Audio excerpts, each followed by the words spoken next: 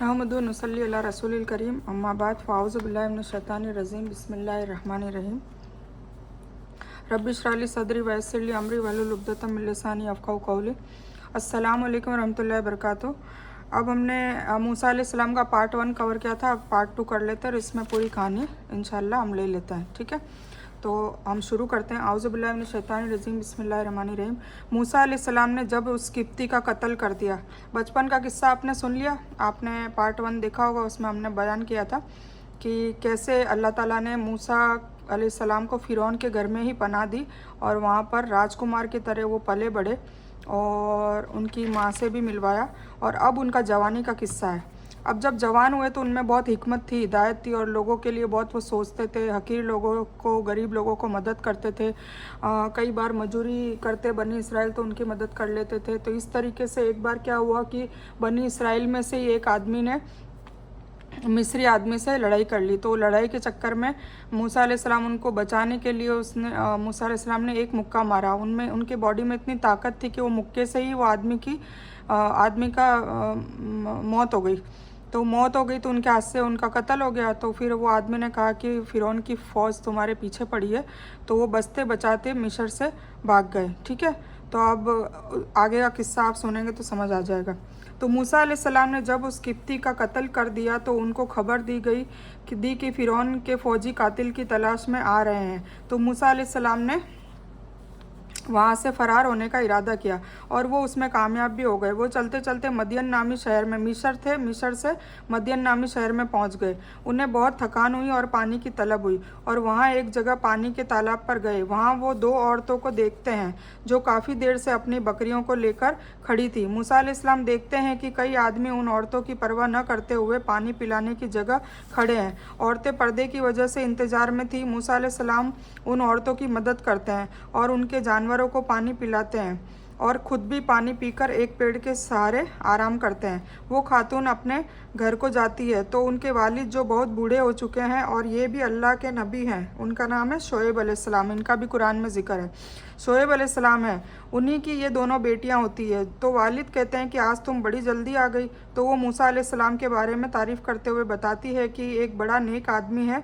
तो वालिद जो है शोएब अलैहिस्सलाम उनको बुलाने को कहते हैं। तो वो उन्हें बुलाने के लिए जाती है। तब वो अपने अब्बू का मैसेज आप अलैहिस्सलाम को देती है। तो वो कहते हैं कि तुम मेरे पीछे चलो।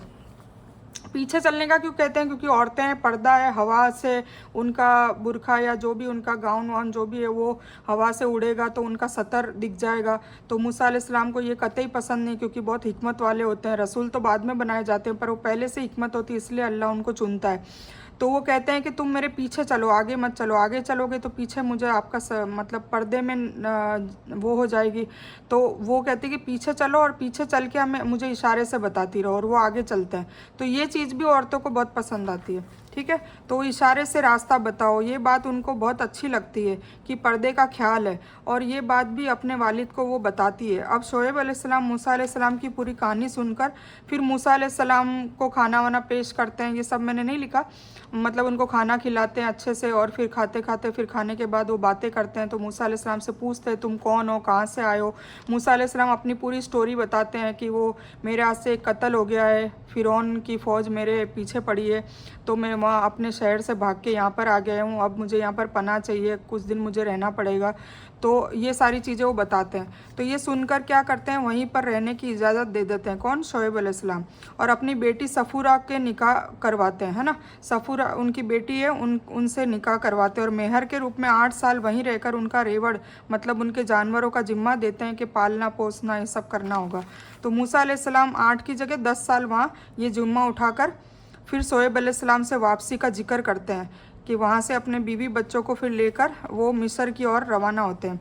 जब रवाना होते हैं तब क्या, अब रास्ते में बहुत ठंड और अंधेरा भी होता है, तो वो आग की तलाश में होते हैं। तो पहाड़ पर एक तूर नामी पहाड़ होता है, उस पर ऊपर जाके उनको आग दिख रही होती है। तो वो अपनी बीवी बच्चों को नीचे ही रखते हैं और कहते हैं कि मैं आग लेकर आता हूँ, मतलब मिसाल लेकर आता हूँ, ताकि उससे हम ताप भी कर लेंगे और जानवरों से भी बच जाएंगे और अंधेरे से भी हमें हिफाजत मिलेगी।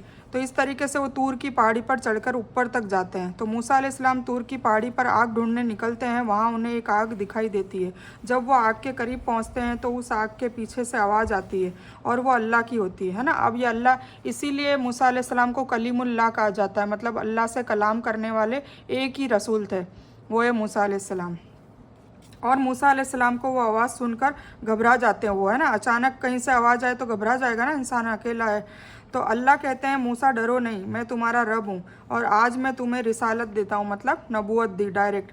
मूसा अलैहिस्सलाम को कहते हैं अपनी असा, मतलब मूसा अलैहिस्सलाम हमेशा अपनी एक छड़ी लेकर चलते हैं, एक असा होती है उनकी, तो वो उनके हमेशा उनके पास होती है। तो वो कहते हैं कि इसको फेंक दो, ठीक है। तो वो जैसे ही फेंकते हैं वो बड़ा सा सांप बन जाती है, अजगर होता है ना अजगर, वैसा बड़ा सा सांप बन जाती है। तो जैसे ही वो अपनी असा को फेंकते हैं तो वो बहुत बड़ा अजगर बन जाती है। तो वो पीछे मुड़कर भागने लगते हैं। हम भी हो तो हम भी डरेंगे ना, अचानक एक लकड़ी सांप बन जाए, मौज जाए तो चमत्कार हो गया। तो वो सब अल्लाह करते हैं, तो वो उनको पता नहीं होता है, तो वो भागते हैं। तो जैसे ही भागते हैं अल्लाह ताला फिर कहते हैं कि अल्लाह कहता है डरो नहीं और उसे पकड़ो। तो अल्लाह की नाफरमानी तो कर ही नहीं सकते, तो वो उससे पकड़ते हैं। जैसे ही पकड़ते हैं वापस वो असा हो जाती है। फिर ऐसा 2-3 बार करते हैं तो उनको राहत हो जाती है कि ये तो अल्लाह ताला की तरफ से गिफ्ट है, उनको नेमत है, उनको इनाम मिला है, ठीक है। तो वो पीछे मुड़कर भागने लगते हैं। अल्लाह ने कहा डरो नहीं और उसे पकड़ो, तो वापस असा बन जाती है। अल्लाह ने उन्हें कहा अपना हाथ निकालो। फिर इसके अलावा एक मौजज़ा और दिया, अपना हाथ निकालते तो हाथ बहुत बड़ा हो जाता है और एकदम चमकीला हो जाता है, ठीक है। तो वो बहुत बड़ा चमकदार और लंबा हो जाता है। अल्लाह ने कहा मैं तुम्हारे साथ हूँ, तुम फ़िरौन को मेरा तारुफ करवाओ। अब अल्लाह ताला क्या कह रहा है कि अब तुम्हारा काम चालू करो। नबी का क्या काम होता है? तौहीद की दावत देना, अल्लाह का तारुफ कराना, अल्लाह के बारे में बताना, अल्लाह जो भी मैसेज वही के रूप में दे रहे हैं वो लोगों तक बयान करना। तो अब उनका काम शुरू हो गया क्योंकि उनको रसूल और नबी बना दिया। तो क्या कह रहे हैं अल्लाह ताला कि तुम फ़िरौन को मेरा तारुफ करवाओ और तौहीद की दावत दो। मूसा अलैहिस्सलाम ने कहा मेरी तो बोलने में लुकनत है। बचपन का किस्सा याद करो, मैंने बताया था ना कि वो याकूत की जगह वो कोयला मुंह में डाल देते हैं और उससे उनकी ज़ुबान जल जाती है, तो उससे उनकी लुकनत हो जाती है और बात करते हुए अटकते भी हैं। तो वो कहते हैं कि मेरे तो बोलने में लुकनत भी है और एक और वजह है कि मैं कत्ल करके भागा था वहाँ से, तो मैं फ़िरौन के सामने डरता हूँ, है ना। घबराहट होती है ना जब इंसान कोई गलत काम करके आ जाता है, तो किस मुंह से वो बात करेगा। तो इसलिए वो क्या कहते हैं, अल्लाह ने कहा मैं तुम्हें 2 मौजज़े देता हूँ, जो दे ही दिए थे ये। फिर मूसा अलैहिस्सलाम ने कहा मेरा भाई हारून अलैहिस्सलाम मुझसे बोलने में बहुत अफजल है, मतलब बोलने में बहुत अच्छे होते हैं हारून अलैहिस्सलाम, और बहुत दीन का भी उनको मतलब वो ऐसे नॉलेजेबल होता है। तो अल्लाह ने कहा कि मैं उसे भी नबूवत देता हूँ। अब भाई की सिफारिश से एक भाई दूसरा भी नबी बन जाता है। इस तरह भाई की सिफारिश कबूल होती है और हारून अलैहिस्सलाम को भी नबी बना दिया जाता है। फिर और अल्लाह ने उनको एक लुकनत की वजह से एक दुआ भी सिखाई है, और ये हर तकरीर में हर दावत देने वाला बंदा ये दुआ पढ़कर ही शुरू करता है, क्योंकि इससे हौसला अफजाई होती है और इसका मतलब भी है। तो पहले तो हम दुआ पढ़ लेते हैं, जो मैं भी पढ़ती हूँ हर तकरीर से पहले मैं ये दुआ पढ़ती हूँ, आप लोगों ने सुना होगा, रब्बि इश्रह ली सदरी वयस्सिर ली अमरी वहलुल उक़दतम मिन लिसानी यफ़क़हू क़ौली। इसका एग्जैक्ट तर्जुमा तो मैं अभी लिखना भूल गई हूँ, मैंने स्टार्ट कर दिया पहले। तो एग्जैक्ट तर्जुमा ये मैं देखकर बताऊँगी, वरना तो ये है कि या अल्लाह ताला मेरा सीना इतना खोल दे और मेरी ज़ुबान की गिरोह को तोड़ दे, मतलब लुकनत थी ना उनके ज़ुबान में। और हर दावत देने वाला वो भी अगर दावत देता है तो इतना बड़ा हुजूम सामने होता है, लोग होते हैं, तो उसको भी घबराहट होती है। और फिर ये भी डर होता है कि कहीं उसकी ज़ुबान से, क्योंकि ज़ुबान है ना, कहीं उसकी ज़ुबान से कोई गलत चीज़ ना निकल जाए, तो अल्लाह का खौफ भी होता है। तो पहले से ही दुआ मांगता है, अल्लाह से मदद मांगता है। तो इसका मतलब ये है कि या अल्लाह ताला मेरी गिरोह खोल दे, मतलब मेरी ज़ुबान की लुकनत अच्छी कर दे, मेरा सीना भी खोल दे और मेरी ज़ुबान में इतनी तासीर दे कि सुनने वाले को इसका असर भी हो, है ना, सुनने वालों को इसका असर भी हो। इसका मतलब उक़दतम मिन लिसानी यफ़क़हू क़ौली, मतलब सामने जो सुन रहे हैं उसको इस बात का असर हो, ठीक है। तो इसीलिए ये दुआ पढ़ी जाती है और हर दाई को आप देखोगे कि रब्बि इश्रह ली सदरी वहलुल उक़दतम मिन लिसानी यफ़क़हू क़ौली पढ़ता ही है, ठीक है। और इस तरह मूसा अलैहिस्सलाम और हारून अलैहिस्सलाम को फ़िरौन के पास दावत के लिए अल्लाह ने भेजा। अब यह किस्सा शुरू होता है, अब वो लोग जाते हैं मिस्र में। अब वो मिस्र जाते हैं और फ़िरौन से बात करते हैं, जिसका किस्सा कुरान में भी आता है। मूसा अलैहिस्सलाम जब फ़िरौन को कहते हैं कि तुम्हारा और मेरा रब अल्लाह है, तब फ़िरौन कहता है कि रब तो मैं हूँ। तो फिर और तू कहता है तू तो खुद कातिल है ना। अब फिरौन की चालें देखो, वो याद दिलाता है और सभी को याद दिलाता है कि ये तो कत्ल करके भागा था। और फिर काफ़ी एहसान भी गिनाता है, सूरह शौरा में आता है, हम पढ़ेंगे, मैंने इसमें नहीं लिखा है। जैसे मैंने तेरे को बचपन से पाला, तेरे को जवान किया, तेरे पे इतने एहसान किए, और तूने मेरे लिए क्या किया, तूने कत्ल किया मेरे फौजी को और तू भाग गया वहाँ से, तू वापस भी नहीं आया। और फिर अब तू आया है तो आके मेरे को कहता है, जो कि रब मैं हूँ, वो अपने आप को रब कहता था ना, रब्बू का। तो बोले जब रब मैं हूँ और तू मेरी तौहीन करके और तू दूसरे को कोई रब की बात करता है, तो ये सब करके वो एहसान गिनाता है। तो मूसा अलैहिस्सलाम कहते हैं कि मैं जब जाहिल था, जब मेरा इल्म कम था, तब मैंने वो कत्ल कर दिया, ये बात मैं मानता हूँ, मेरी गलती हो गई है। पर अब मैं जो तौहीद की बात कर रहा हूँ वो मैं बहुत होशो हवास में कर रहा हूँ और मुझे इस चीज़ का इल्म है जो तुम्हें नहीं है। तो वो कहता है कि तू तो खुद कातिल है और फरार हो गया था। तो आप कहते हैं कि वो मेरी गलती थी और उसकी मैं माफ़ी चाहता हूँ, पर रब की बात भी सच्ची है कि मेरा और तेरा रब अल्लाह ही है, और बनी इसराइल को जिसको तूने गुलाम बनाया है उनको मेरे हवाले कर दे। एक ये भी काम था कि बनी इसराइल को गुलामी से छुड़ाना था और उसकी कैद से हटाना था, क्योंकि फ़िरौन बहुत ज़्यादा जुल्म करता था, उनके बच्चों को मार देता था, उनकी औरतों को आया के रूप में, और जैसा चाहे वैसा उनकी औरतों से मतलब वो काम लेता था, कभी कभी अपनी हवस भी मिटाता था। इसी तरह बनी इसराइल के जो लोग थे उनसे गंदे से गंदे, गलीज से गलीज काम करवाता था, है ना। तो ये सब बनी इसराइल काफ़ी सालों से कैद थे, तो वो उनको छुड़ाने के लिए भी मूसा अलैहिस्सलाम आए थे। तो फ़िरौन एक शर्त रखता है। अब फ़िरौन तंग आ जाता है गुफ्तगू से, तो कहता है कि चलो एक शर्त रखते हैं, अगर तेरा रब सच्चा है तो मैं एक मेरे जादूगर जो है, माहिरीन जादूगर, उनके साथ तेरा मुकाबला कराऊंगा, और अगर तू जीतता है तो फिर देखेंगे, ठीक है। तो इस तरीके से फ़िरौन एक शर्त रखता है, मूसा अलैहिस्सलाम को अपने सबसे बड़े जादूगरों के साथ मुकाबला करने को कहता है, और कहता है कि जो जीतेगा उसकी बात मानेंगे। मूसा अलैहिस्सलाम ये कबूल करते हैं। फिर फ़िरौन अपने माहिरीन जादूगरों को बुलाता है और वो सब अपने अपने करतब दिखाते हैं। फिर आखिर में मूसा अलैहिस्सलाम अपनी असा को फेंकते हैं, जो अल्लाह ताला ने मौजज़ा दिया था ना कि ये असा को फेंको और सांप बन जाती है, तो इसी तरह वो असा को वहाँ पर भी फेंकते हैं सारे मजमूए के सामने, पूरे लोगों के सामने।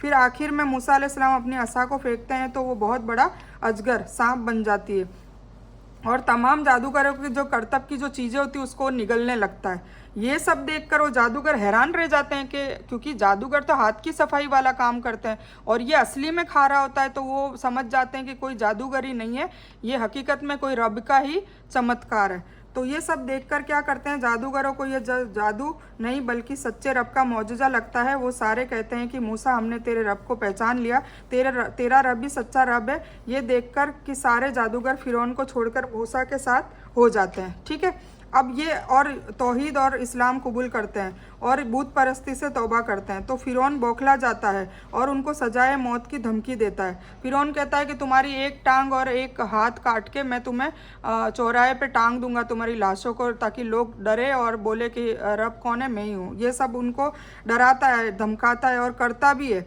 पर फिर भी वो जादूगर मानते नहीं है कि अगर हम मरेंगे तो भी हम अल्लाह के पास जाएंगे, सच्चे रब के पास जाएंगे। तो वो मौत से भी नहीं डरते हैं और पक्की और सच्ची तौहीद कबूल कर लेते हैं। अब सजाए मौत की धमकी देते हैं तब भी वो लोग डरते नहीं हैं। फिर एक दिन बनी इसराइल के तमाम लोगों को मूसा अलैहिस्सलाम छुड़ा ले जाते हैं, ठीक है। अब क्या होता है कि फ़िरौन उसकी फ़ौज के साथ उनका पीछा करता है, पर इसके पहले एक और किस्सा है, वो मैं बता देती हूँ। इसके पहले अल्लाह मिस्र के लोग जो तौहीद नहीं लेते हैं, जो ले लेते हैं वो नहीं, पर जो नहीं लेते हैं उनको अजाब देकर आजमाता है कि ये वापस तौहीद पर आ जाए। तो क्या क्या देते हैं, बनी इसराइल के लिए पानी को पानी, और मिस्री के जो तौहीद परस्त मतलब शिर्क करने वाले लोग होते हैं, जो अल्लाह को नहीं मानते, उनके लिए पानी को खून में बदल देता है। जब बनी इसराइल पानी लेने कुएं या तालाब में जाते हैं तो वो जब मिस्र के लोग पानी को लेने कुएं या तालाब में जाते हैं तो वो खून बन जाता है। फिर प्यास के मारे वो बनी इसराइल के पास जाते हैं तो वो उन्हें जब पानी देते हैं तो वो पानी खून बन जाते हैं। इस तरीके से मिस्र के शिर्क करने वाले लोगों से पानी रोक लिया जाता है, अल्लाह ताला बिल्कुल पानी रोक लेता है। और एक बार मेंढकों की फ़ौज भी हर मिस्री के घर में डालकर उनका सुकून और चैन छीन लिया जाता है। इतने अजाब के बाद भी मिस्री लोग तौहीद पर नहीं आते। फिर अल्लाह का आखिरी अजाब आता है जब मूसा अलैहिस्सलाम बनी इसराइल के साथ मिस्र में होते हैं तो उन्हें रात को वही आती है। मैं